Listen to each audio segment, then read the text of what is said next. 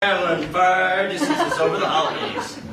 If you're someone who's hopping on a plane this Christmas, well, you and I are in the same boat. I wrote this song for my girlfriend who moved to Honduras. The most dangerous place in the world. And I'm going there for Christmas. I bought a $1,500 ticket to see my girl. That's a lot for a flight, just to whet my appetite. I work a minimum wage job, I'm spending way too much to fly. And there's a chance that I will probably die. It's a dangerous Honduras Christmas. God knows if I will survive.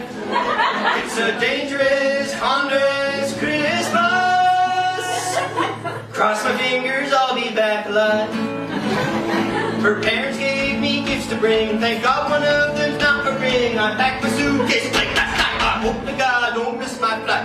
If I do, I'll be in trouble. Her parents, they will make it double.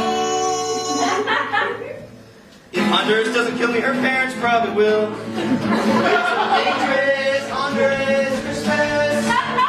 Now I know how Santa feels this time of year. It's a dangerous Honduras Christmas. Now I got some facts for you to hear. Did you know that the capital of Honduras, Tegucigalpa, was once rated the most dangerous city in the world? The national airport is so dangerous to land in, you have to have special training to land into the airport.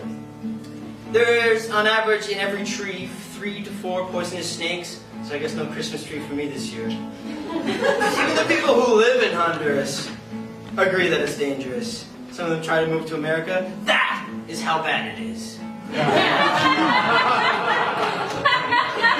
It's a dangerous Honduras Christmas. It's a dangerous Honduras Christmas. It's a dangerous Honduras Christmas.